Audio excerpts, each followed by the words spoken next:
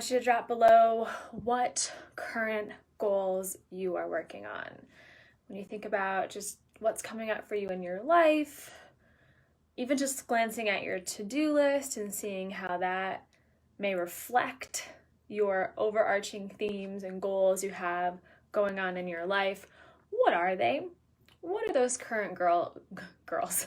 What are those current goals that you are working on? And they can be in all areas of your life. They can be in business, they can be in relationships, they can be in money, they can be in pleasure, they can be in personal growth. What are those goals that you are currently working on? And now I'm going to tell you a quick story.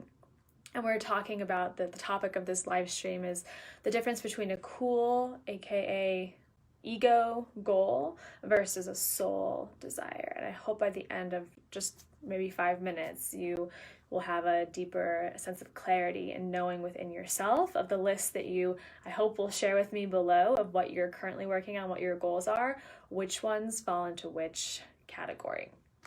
So one time I signed up for a training. It is not the first time, and it certainly was not the last time I signed up for a training, because I have invested in many, many trainings. But this training in particular stands out as a good example of a cool goal. And the title that I went on to receive, and I hadn't received it yet when I decided to sign up, but I thought, this is going to be fun. It's going to be a sexy title. After I complete this training, I get to call myself this fun thing. And I loved the idea of building my credentials and adding value into my offerings, which is a great thing. But I remember the moment that I signed up and paid for this program. And while the topic was right up my alley and what I was interested in, there was a soul knowing of like something feels just a little bit off. It wasn't so off that I didn't do it. It just felt a little bit off. So regardless, I forged ahead and I completed the training, and I had, set the goal that I'm going to graduate, I'm going to complete everything, I'm going to go to the in-person part of it, I'm going to read all the material, I'm going to practice, I'm going to study. Now, fast forward to today. I've made a lot of amazing investments in my business and in myself, and this turned out to not be one of them. So why? Why did it turn out after all the studying, flying to Florida, doing all the things, why did this turn out to feel like not the most amazing investment? Because it was based in an ego goal, a cool, sexy goal, not a soul desire. And if I reverse and I go back into time and I ask myself, what was my soul's deeper desire at that time? I can see that it was not to call myself, and I'll just share with you guys, it was not to call myself a certified bioenergetic practitioner. That was the cool goal. That was the ego goal. The soul desire was actually to have a deeper impact and see deeper transformation within my community, to help people transform their lives, not to add a title to my bio. So the soul's desire was craving that massive impact. But instead of realizing the soul desire at the time, I listened to the ego goal. And while I did end up learning a lot from that whole process in the training, and even just the experience of like, this wasn't the most aligned thing, there's still this little tinge of regret. Like, it's more of a question than a regret. It's this question of, what if I had actually set a soul's desire, gotten clear on my soul's desire at that time 4 years ago, instead of listening and setting the ego cool goal.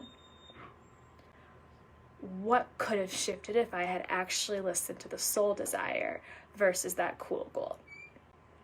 And when I think about it and reflect on it, the soul desire, again, this is just in the reflection phase. I don't know if I would have said the exact same thing 4 years ago, but the soul desire would have been more something like, I desire to connect to big, dreaming women who are highly motivated and want to create a change in their life. They want to explore the bioenergetics or the energy or the spiritual realm to see what transformation and possibility exists within that area for them. And I could get more specific and say, like, I desire 10 more women to enter into this container of my programs so that I can support them and help provide this soul nourishment for them. And then, after knowing what that soul desire is, I could have followed it up with a doing. So what actions literally do you do after you realize that? Well, I just have to trust that back at that time, if I had done this, that I would have been able to see the actual doing part in order to meet that soul's desire. I don't know exactly what it would have been, the doing part. I don't think, though, if I had been super clear on that was what the soul really craved, I don't think that the actual action step, the pathway, the doing, would have been this $15,000 training. I think there could have been a different way. I truly think there could have been a different way. Again, I learned a lot. And here I am talking about it in storytelling and sharing this story with you. So I want you guys to think about this for a moment. And where are you setting ego, aka cool goals in your life versus listening to your soul's deepest cravings and desires? I'll give you a little hint. The cool goal is typically like, that's what I see everyone else doing. If you're an empath entrepreneur, it might be like, I see so many people hosting masterminds right now. That's my goal. I want to host my mastermind. But is that really your soul's desire? Or is that just a cool goal that you see everyone else doing, therefore you feel like you should do that as well? I could come up with a million and more examples, but I'm just going to keep it there because I want you to decipher and discern within the list that I asked you to share with me in the very beginning.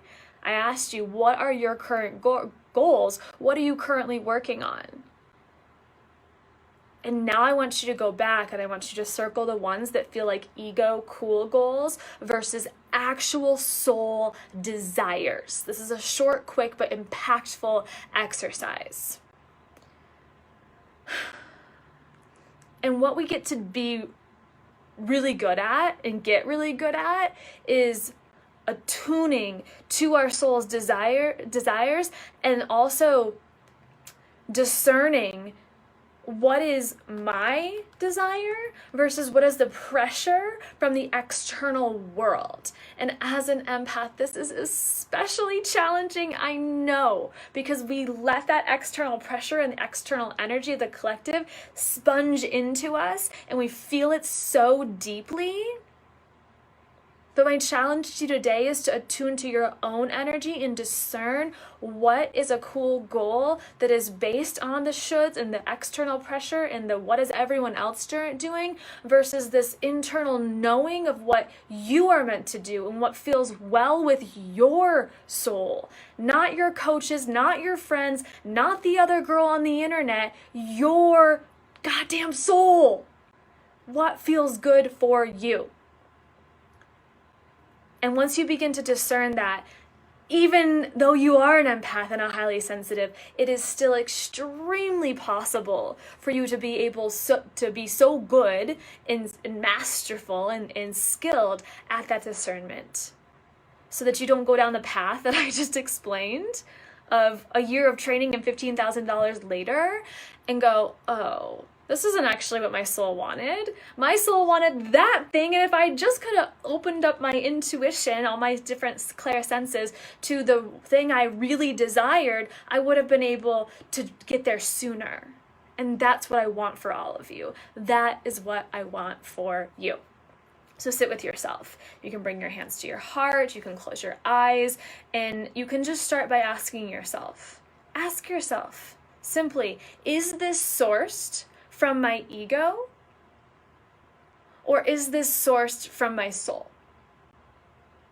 And see what your body, mind, energy tells you. What does it tell you, show you? What do you hear? However you receive that through your intuition.